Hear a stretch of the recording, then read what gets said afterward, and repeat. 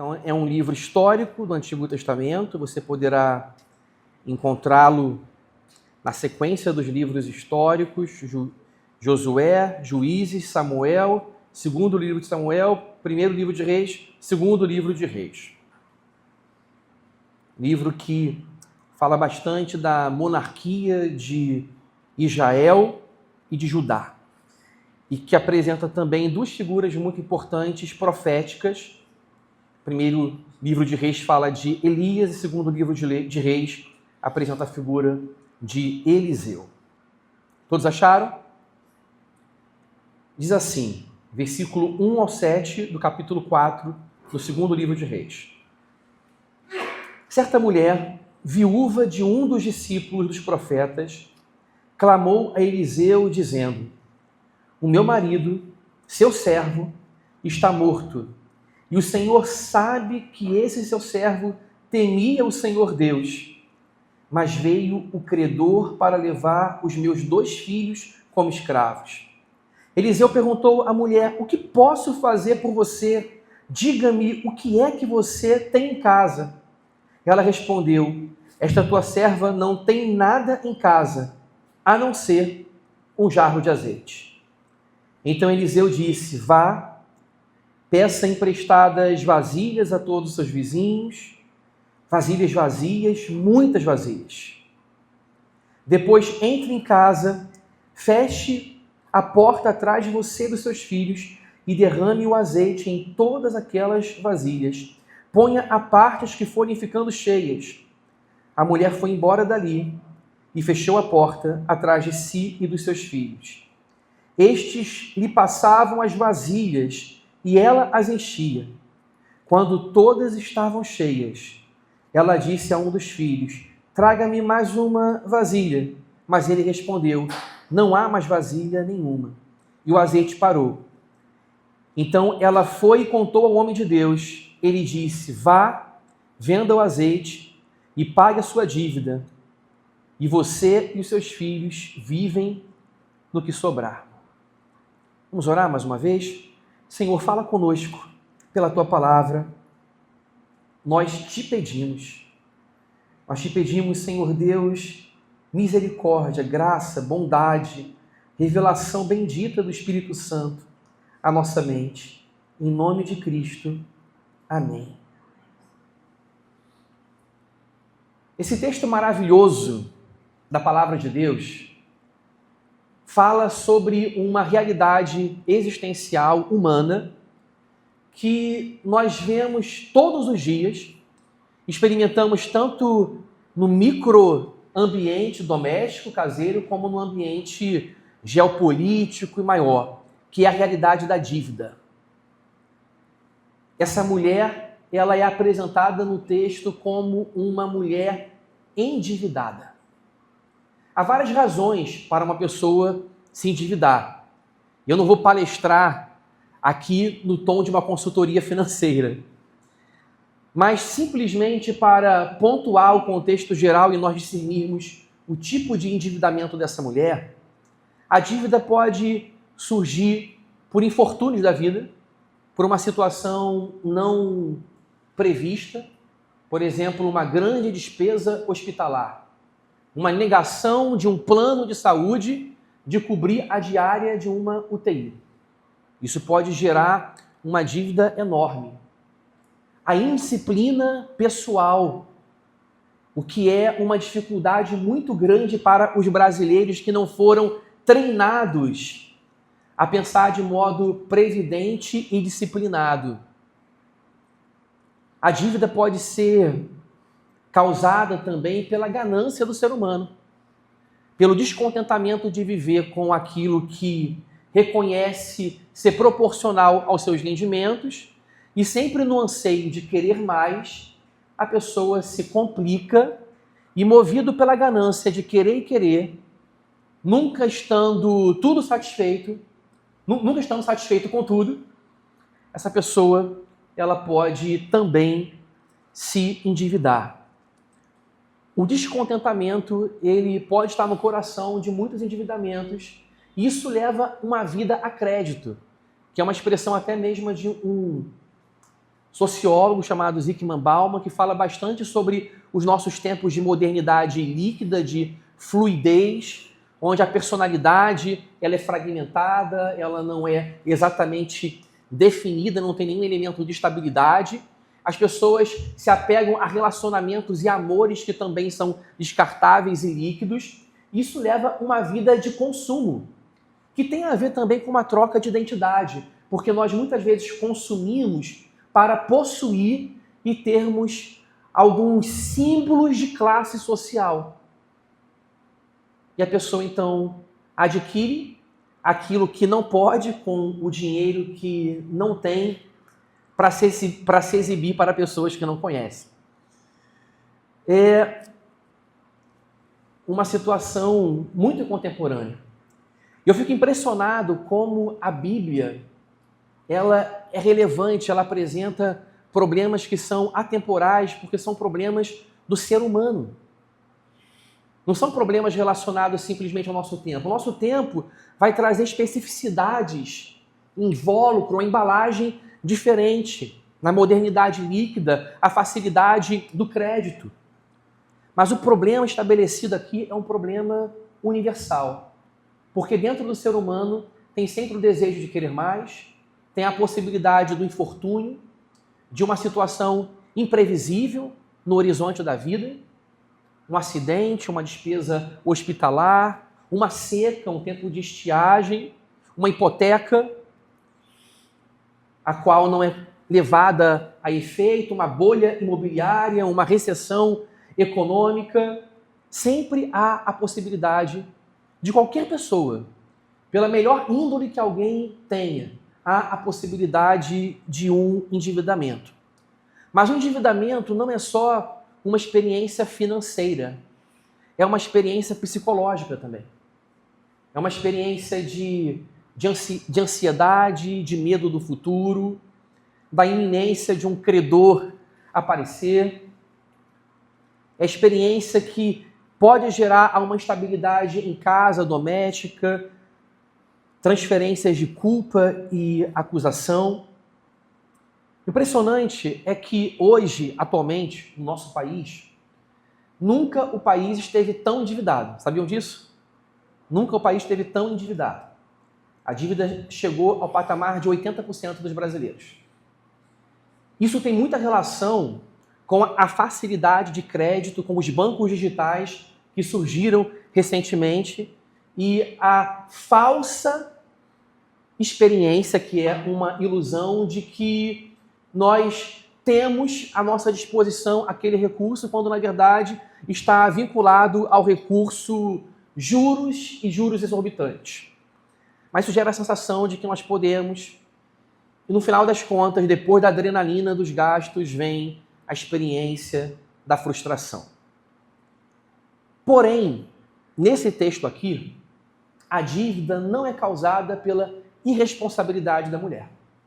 Apresentei todo o quadro para a gente fazer um contraste aqui, sabendo que a dívida ela tem causas múltiplas e complexas e ela é bem diferente de uma pessoa para outra.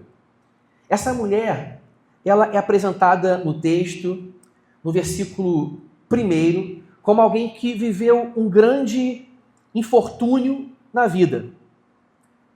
Certa mulher, viúva de um dos discípulos dos profetas, clamou a Eliseu dizendo: meu marido, seu servo, está morto, e o Senhor sabe que este seu servo temia o Senhor Deus, mas veio o credor para levar os meus 2 filhos como escravos. Vejam só, essa mulher, ela é viúva. Esse é o primeiro ponto que nós precisamos destacar nesse contexto preliminar e introdutório. Ela era viúva. A viúva, ela vive uma especial condição de vulnerabilidade, especialmente no mundo antigo. Havia uma ética em Israel que se preocupava de modo muito especial com o tal do quarteto vulnerável: o pobre, o órfão, a viúva e o estrangeiro. É interessante que em todas as listagens que nós encontramos a palavra viúva é no feminino. O vulnerável não é o viúvo, é a viúva. Repararam isso? Não estou forçando a barra, é verdade. Porque naquele mundo que a mulher era categorizada como alguém de dignidade inferior, que era alienada mesmo até do direito de posse, de propriedade, a mulher ela vivia uma dependência enorme do seu marido, dos seus filhos. E quando o marido falecia, em um contexto que não havia uma assistência previdenciária, quando o marido falecia, ela se encontrava numa situação muito delicada para a continuidade da sua provisão de vida. E quando ela perdia os seus filhos, então, que intuitivamente eram os primeiros a se responsabilizarem pela sua mãe, se ela perdesse os seus filhos, ela estaria numa situação muito mais vulnerável. A Bíblia apresenta Deus como o juiz das viúvas. Vejam que não se trata simplesmente de uma visão econômica, política. Se trata de uma visão teológica. Deus é vinculado às viúvas pelo seu atributo de justiça, de proteger aqueles que não podem se defender. E nessa lógica da proteção à vulnerabilidade de quem encontra-se em uma exposição enorme ao perigo, Deus ele é juiz das viúvas e ele é pai dos órfãos. Ele supre a demanda de cada vulnerabilidade. À viúva, ele dá justiça. Ao órfão, ele oferece paternidade. A presença afetiva e protetora de um pai amigo. Ela era viúva. E, além da viuvez, que por si só era uma situação agravante e de perigo e desafio existencial, ela herda como herança uma dívida do seu falecido marido.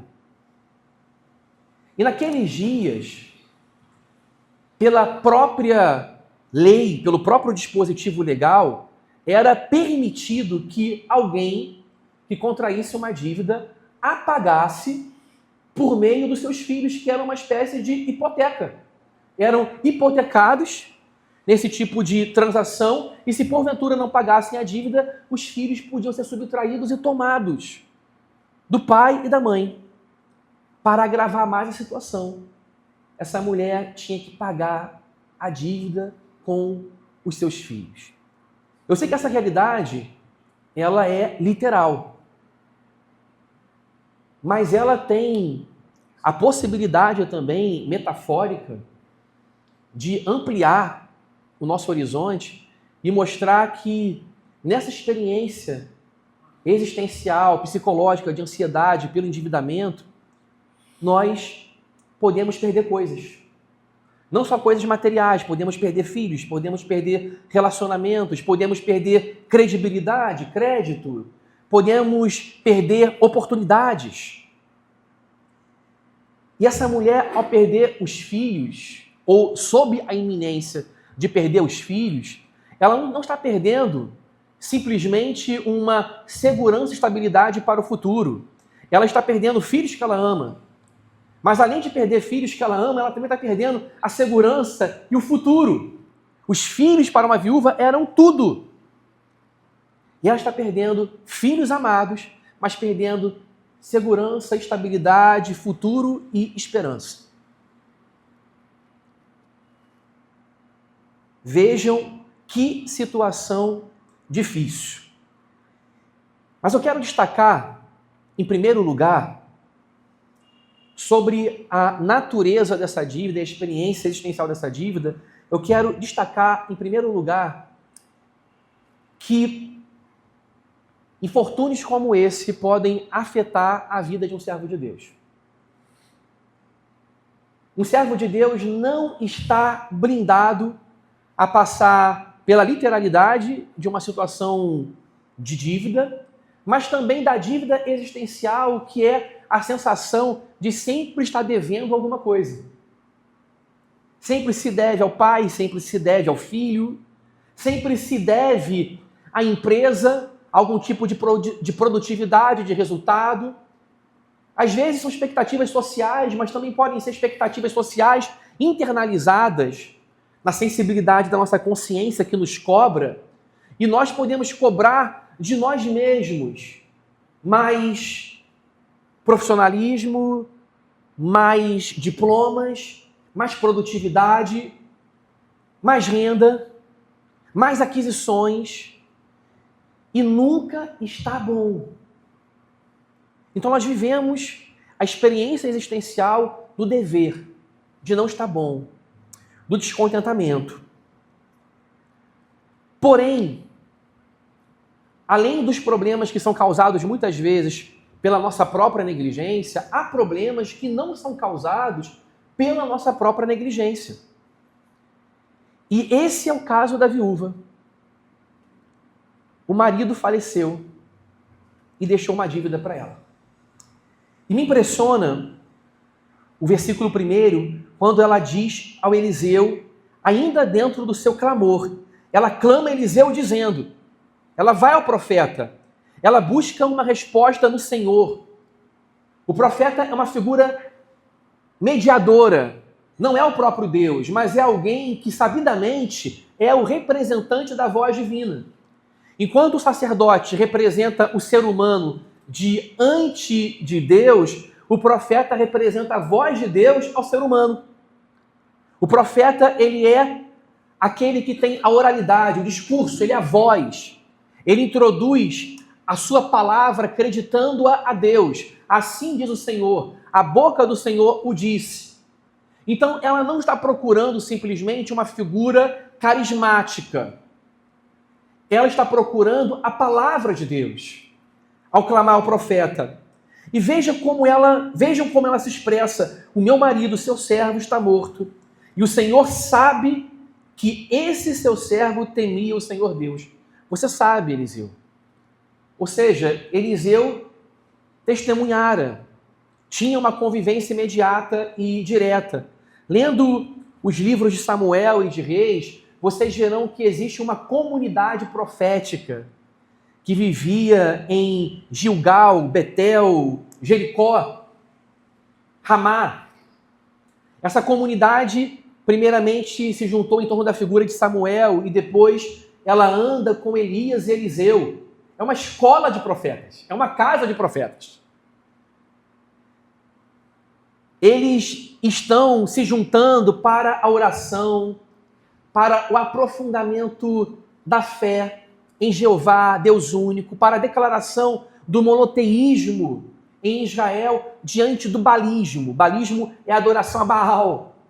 Eles eram um grupo resiliente, resistente à adoração de falsos deuses. E esse homem que morreu, que deixou essa mulher viúva, ele é descrito no texto como alguém que era discípulo do profeta, dos profetas, e temente a Deus. Olha como ele foi adjetivado, temente a Deus. Isso quebra a regra causal que nós esperamos muitas vezes. Se está acontecendo uma coisa ruim, é porque essa pessoa fez algo de ruim. Se tudo vai bem, floresce, flui, sem obstáculos, é que essa pessoa ela está fazendo por merecer. Mas a Bíblia desmonta a lógica da meritocracia e do mérito. E ainda que a nossa compreensão de sociedade e ideológica possa corresponder em algum sentido ao mérito, biblicamente a nossa relação com Deus não é meritocrática. Guarde isso. A nossa relação com Deus não é meritocrática. Não queira fazer coisas boas para que coisas boas te aconteçam. Não evite coisas ruins para que coisas ruins não te aconteçam. Até porque o motivo de fazer o bem e de evitar o mal estaria completamente pervertido. Porque o motivo é agradar a Deus. É viver para manifestar as obras e promover a glória e o conhecimento de Deus no mundo. Mas se eu vivo nessa dinâmica meritocrática de uma relação causal com Deus, eu vou pensar que coisas boas acontecem para pessoas boas e coisas ruins acontecem para pessoas ruins. Essa perplexidade, ela não está absolutamente fora da nossa realidade. Nós temos salmos como o 37 e o 73 que falam da perplexidade de um justo diante da prosperidade dos ímpios. E eles oram e apresentam essa perplexidade diante do Senhor, até poderem, na oração, darem uma resposta para si mesmos enquanto oram. Até que eu entrei na casa do Senhor e eu atentei para o fim deles. Mas antes eu achava que eles eram como bronze, invergáveis, que eles não adoeciam. Olha que visão hiperdimensionada, exagerada e irreal. Mas na tribulação e na angústia, a gente cria perspectivas que são irreais. Mas a verdadeira teologia, que é desconstruída, ou melhor, a verdadeira teologia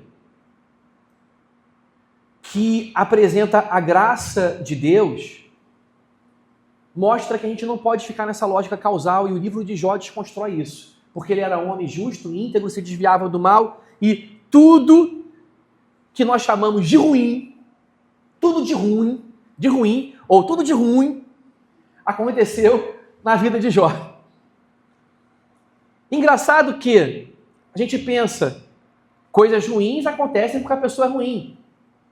No livro de Jó nós podemos dizer o contrário, que coisas ruins aconteceram porque ele era bom. Porque o início do livro começa com uma aposta satânica de que ele negaria a Deus se lhe fossem retiradas bênçãos, benefícios divinos. Ou seja, foi a bondade dele, o temor dele, que ensejou essa aposta satânica. Ele vai te negar. Essa mulher, ela é deixada assim por um homem de Deus temente. Temente. Não sabemos exatamente a causa do endividamento desse homem. Mas alguns comentaristas dizem que naquele tempo de apostasia em Israel era muito difícil para um profeta ter sustento. Faz muito sentido, não faz? Um profeta ele não tem uma vocação que enriquece, que lhe dá privilégios financeiros. E numa época de apostasia em Israel, que a religião não era valorizada, que o monoteísmo, a declaração em um Deus único, foi trocada por adoração a postes ídolos, a Será, Baal, Astarote, deuses das nações vizinhas. Agora, os profetas encontravam-se também em maus bocados, até mesmo para tirarem o seu sustento de vida. Ou seja, a fidelidade a Deus pode comprometer a segurança da nossa vida. Se você quer uma religião para segurança absoluta e para blindagem a todos os problemas, não procure o cristianismo. O cristianismo não te promete isso. Pelo contrário. Então vamos começar quebrando a teologia da meritocracia. É graça. Deus não nos deve nada. E se nós o tratarmos como aquele a quem, ou melhor, se nós o tratarmos como alguém que nos deve, como se nós fôssemos os credores e ele o devedor, nossa relação será puramente meritocrática, nós nos acharemos pessoas boas e nós tentaremos conquistar o amor de Deus pelo nosso próprio mérito e não pelo mérito de Jesus. Esse texto desdobra a narrativa por meio de uma pergunta. Eu gosto muito de perguntas. Perguntas mobilizam o mundo. Não são respostas só que mobilizam o mundo. Respostas prontas, dogmáticas, definitivas. Nós cremos em respostas de Deus. Sim, em declarações dogmáticas, acreditamos. Porém, na dureza existencial do problema, a gente não resolve tudo simplesmente com respostas rígidas. Por quê? Porque se você quiser uma resposta rígida para o sofrimento, por que o mal aconteceu a essa pessoa, por que essa pessoa morreu jovem, você não terá uma resposta rígida. E se porventura você tiver uma resposta rígida, é um grande perigo. É o que a teologia da prosperidade faz. Ela dá a resposta rígida. Se aconteceu uma coisa de mal na sua vida, foi quem? Foi o diabo. Ou você não teve fé. Eliseu, o profeta, ele não responde com a inflexibilidade de uma resposta rígida que simplifica o problema. Ele faz uma pergunta. E a pergunta de Eliseu demonstra uma atitude muito importante que nós devemos manter com pessoas que sofrem. Nós devemos ouvir. Por que nós perguntamos? Exceto pela pergunta retórica, que você pergunta e já tem a resposta embutida, exceto pela pergunta retórica, quando você pergunta para obter o quê? Uma resposta. Você pergunta para ouvir. Às vezes, a gente lida com pessoas enfrentando dores inexplicáveis e a gente já chega com a resposta. Mas a palavra certa é como maçãs de ouro em salvas de prata. É uma linguagem de provérbios que sustenta uma defesa de sabedoria que começa pelo ouvir, que é ratificada por Tiago no Novo Testamento, que diz: sede prontos para ouvir, tardios no falar e tardios no se irar. Ouça primeiro. Para a resposta ser certa, apropriada, você precisa primeiramente conhecer a natureza do problema, a dor da pessoa. Ouça.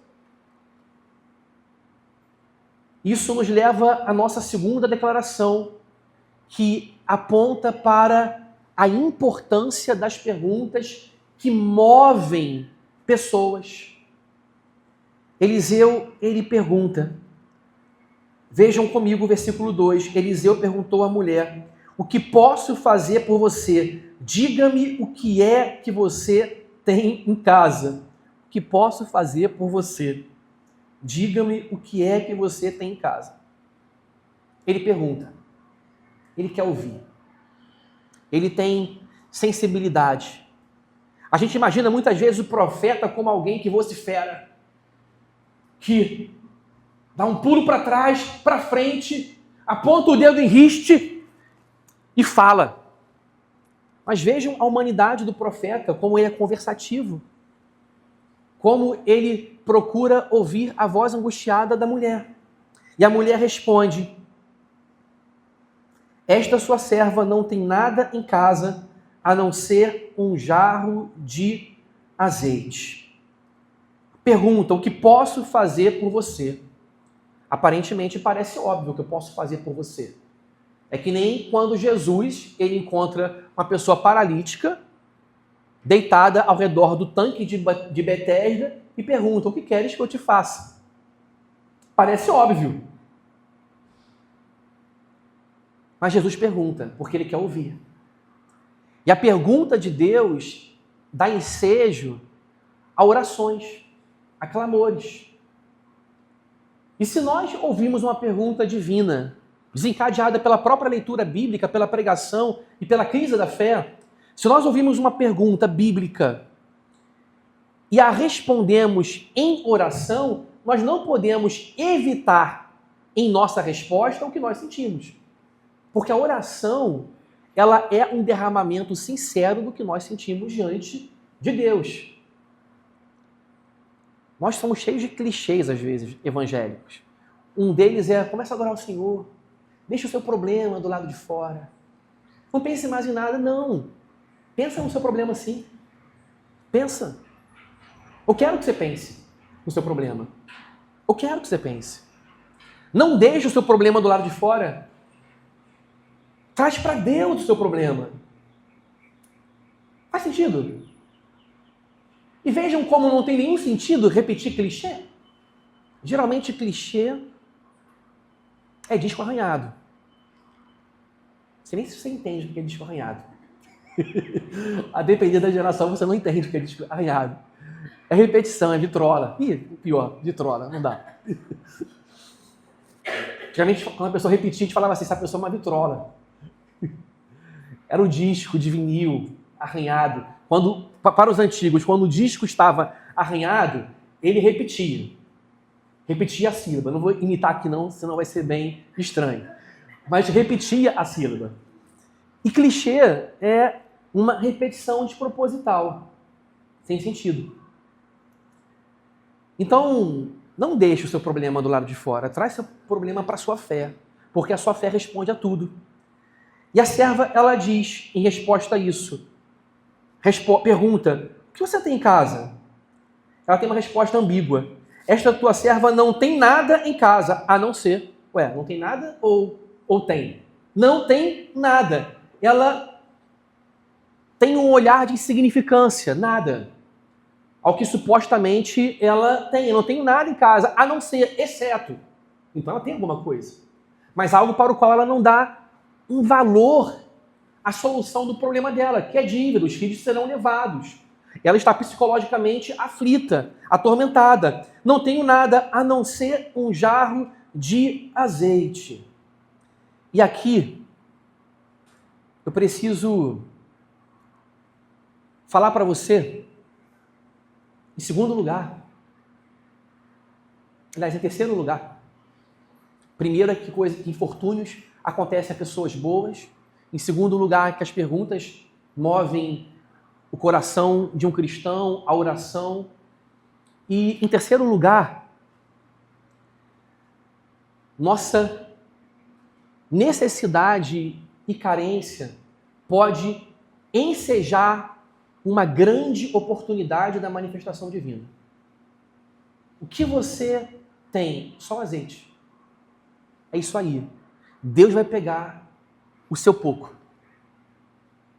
Esse é um padrão divino. Deus vai pegar o seu pouco. Apresenta o seu pouco, os seus recursos escassos, limitados, ao Senhor que multiplica tudo. Houve um período no Antigo Testamento abundantemente milagroso. Alguns períodos. Um deles é o período do Êxodo, Moisés. Outro período do Antigo Testamento abundantemente milagroso é o período de Elias e Eliseu. E depois nós temos o período messiânico, Jesus.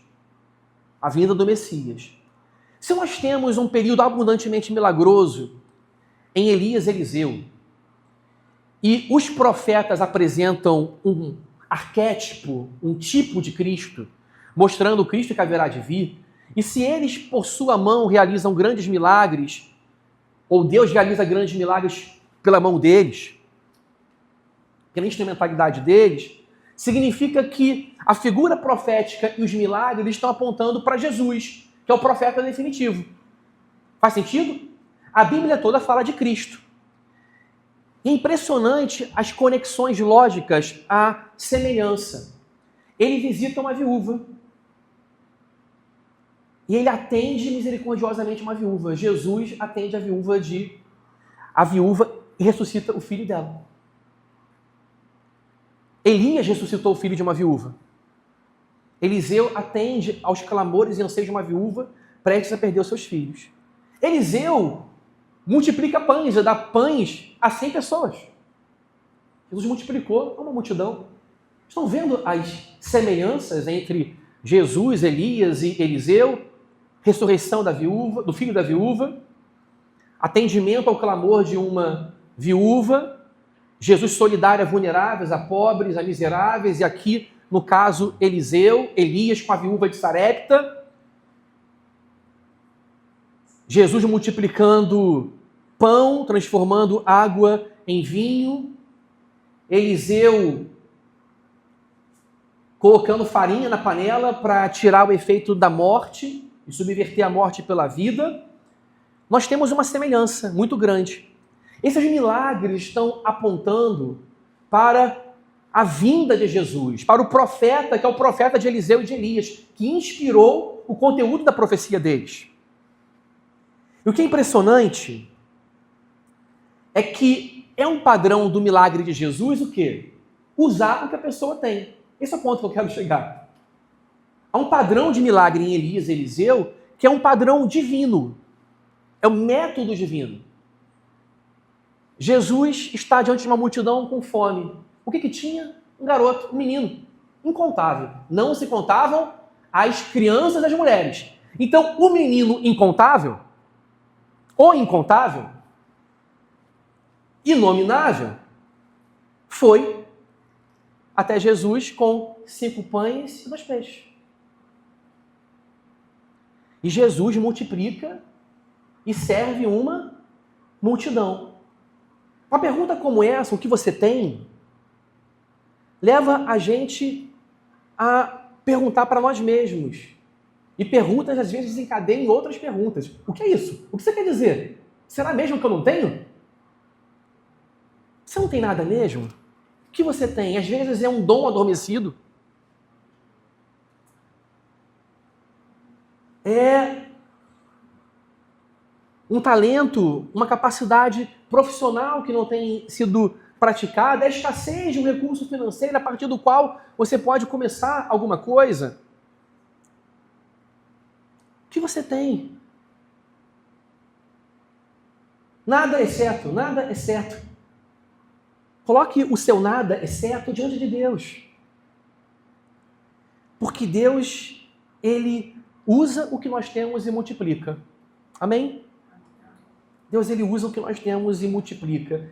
E a multiplicação, algo sobre o qual nós já iremos falar, mas a multiplicação desafia a nossa economia. A nossa lógica do esgotamento. Acabou, porque tudo acaba. Mas eu vou falar sobre isso já.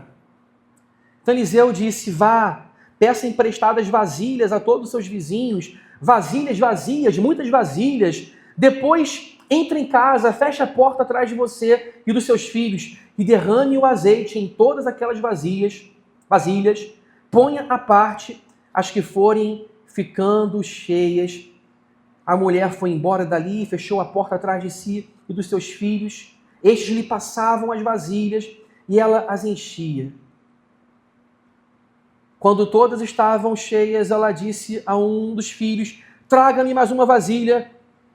Mas ele respondeu, não há mais vasilhas nenhuma, e o azeite parou. A gente avança nesse texto. Eu vou parar agora de dar números aos pontos. Mas a gente avança nesse texto. E agora esse texto mostra a obediência da mulher. Mostra que a obediência, ela não é passiva, ela é ativa. A gente confunde algumas coisas. Tudo é pela graça de Deus? Sim. Acabei de falar que a lógica da meritocracia não combina com a graça de Deus, porque Deus não é causal. Ele não nos ama porque nós somos bons. E coisas boas não acontecem a pessoas boas necessariamente, de modo absoluto.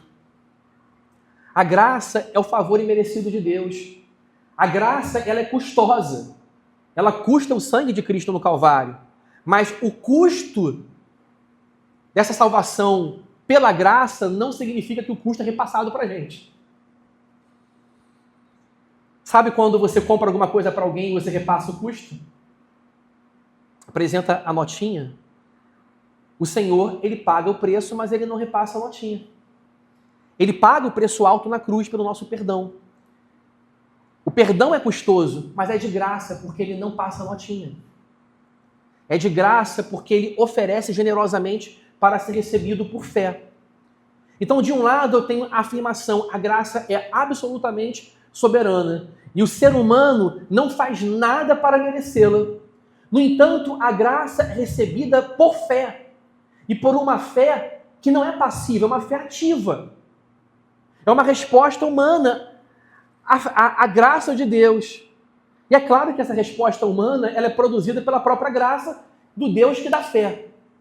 Mas se você chegou ao ponto de responder, é porque a graça está operando e te deu a fé.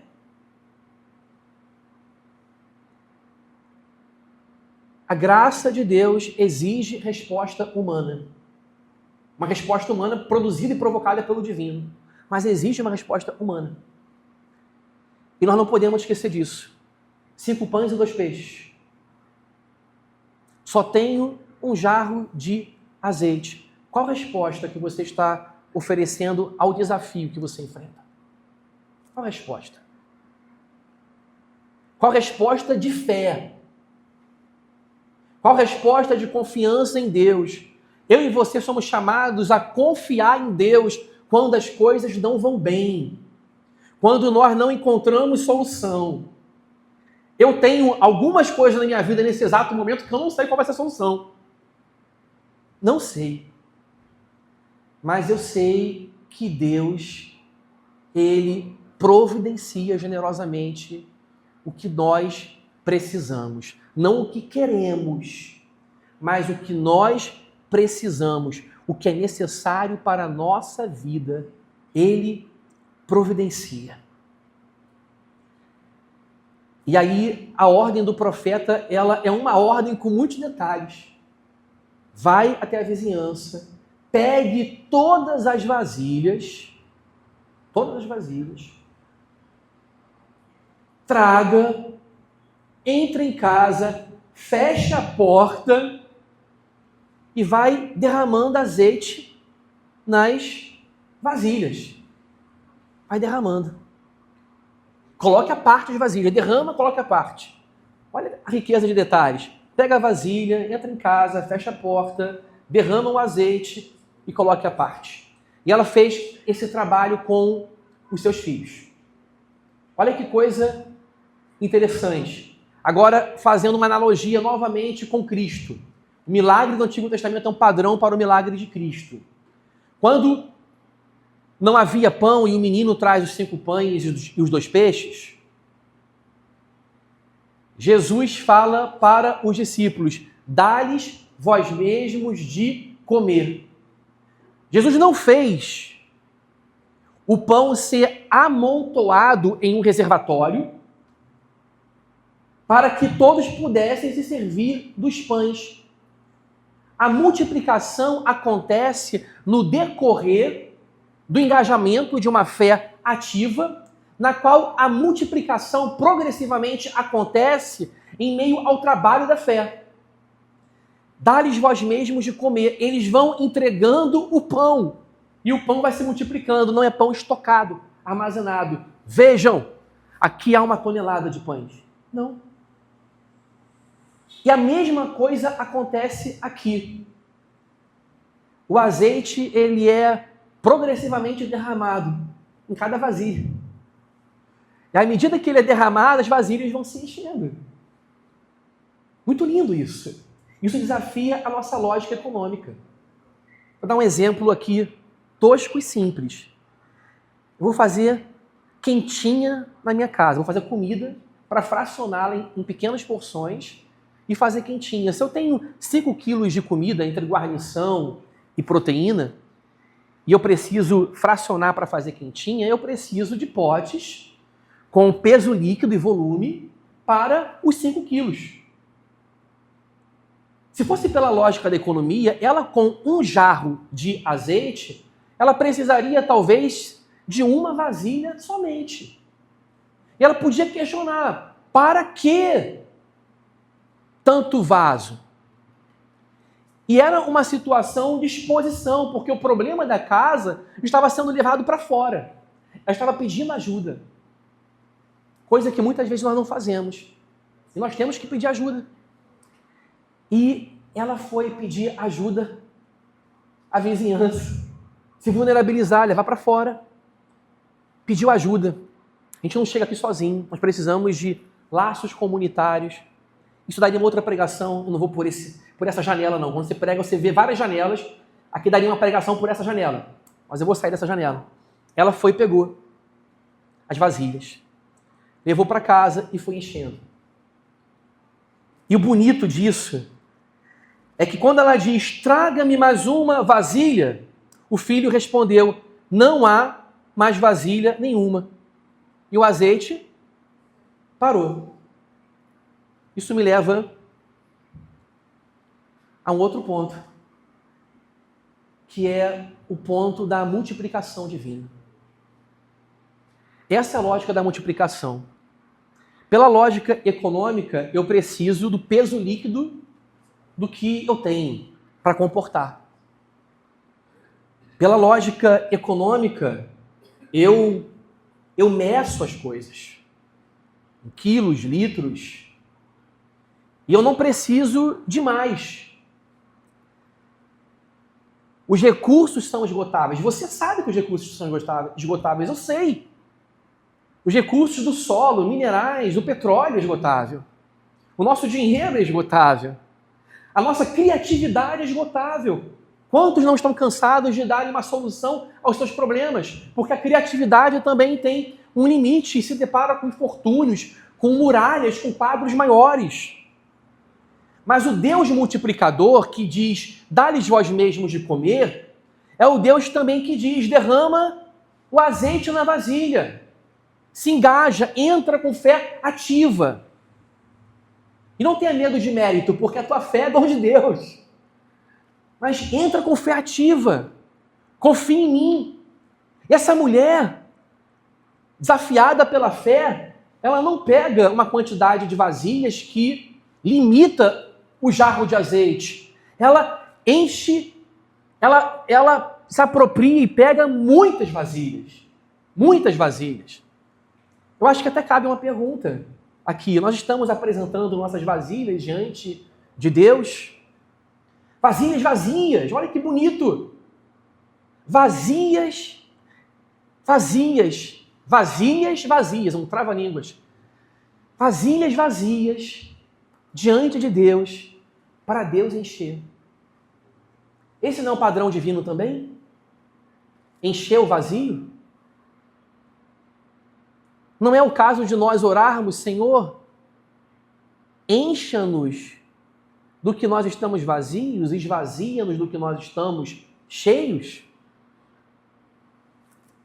Vasilhas vazias, diante de Deus, o Deus que multiplica tudo. Apresente o pouco que você tem diante do Senhor, porque Deus não despreza o pouco, os primeiros dias, Deus não despreza. Eu penso aqui na própria vida comunitária da igreja. Quando nós começamos a obra, o nosso acordo com um irmão que Deus levantou para nos abençoar é que nós daríamos as quentinhas. Nós só tínhamos isso. Mas Deus multiplicou. Apresente suas vasilhas vazias para Deus.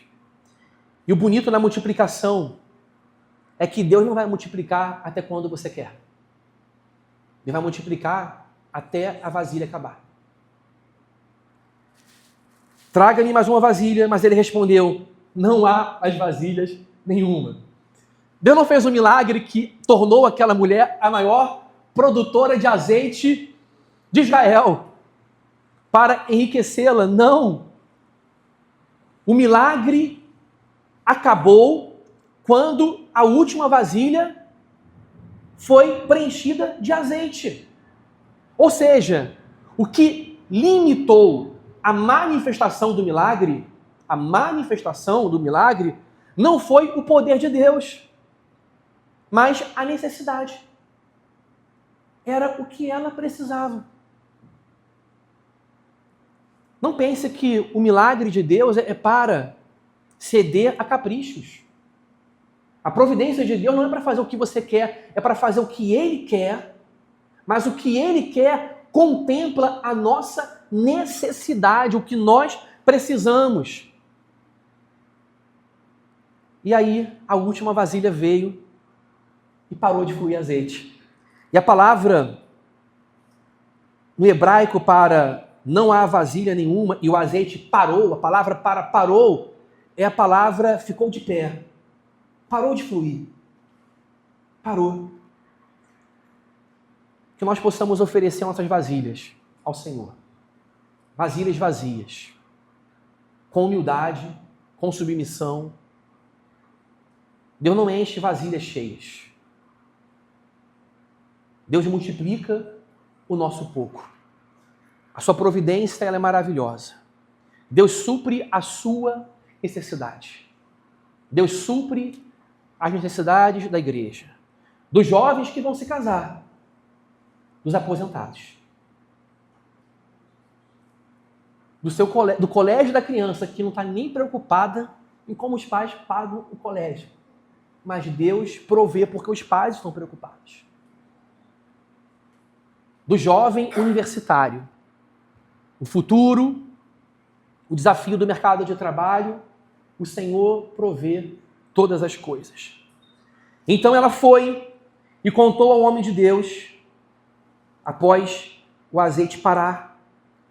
E ele disse: vá, venda o azeite e pague a sua dívida, e você e seus filhos vivam do que sobrar. E o texto, ele é concluído com uma libertação completa. A dívida foi paga. Como a dívida foi paga? Com o azeite multiplicado. Novamente um engajamento, uma fé ativa. Fé não tem mérito, mas fé não é sedentária. Fé não é sedentária. Ela tinha que vender o azeite. Pague a dívida e você e seus filhos vivam do que sobrar. A conclusão do texto é: a dívida foi paga.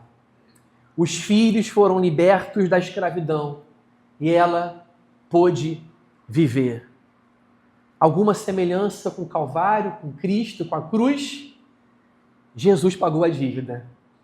Nos libertou da escravidão, do medo iminente do credor implacável e incompassivo.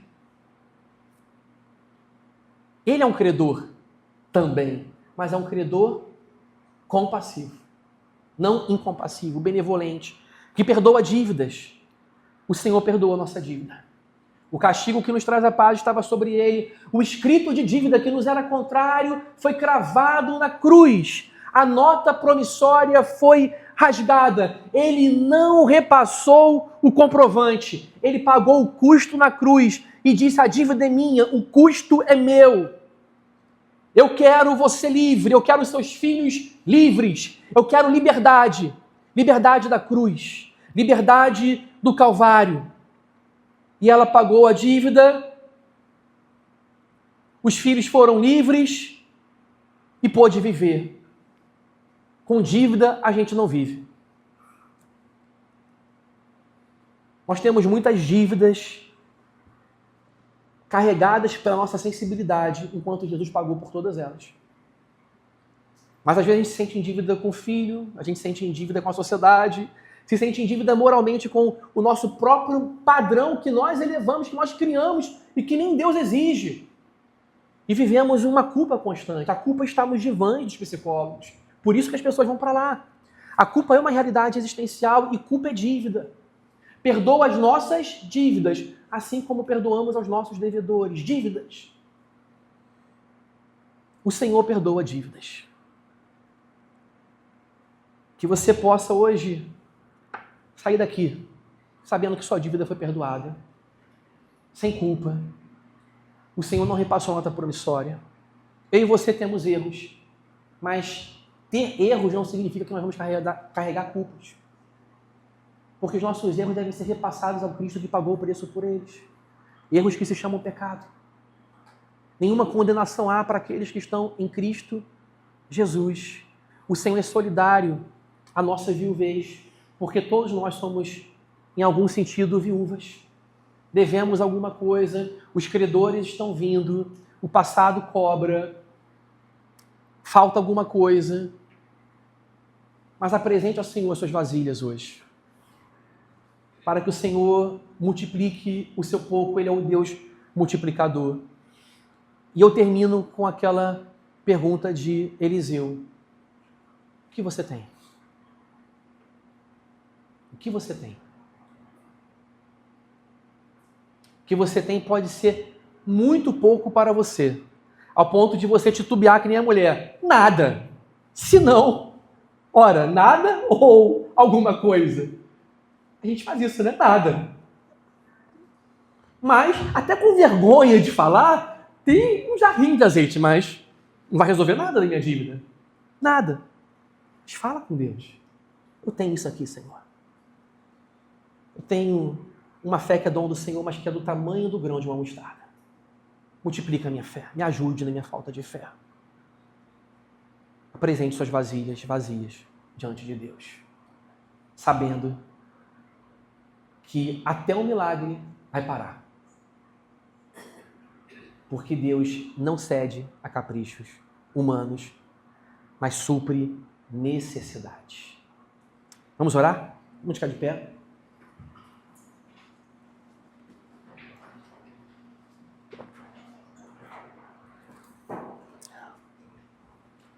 Que texto maravilhoso, né, gente?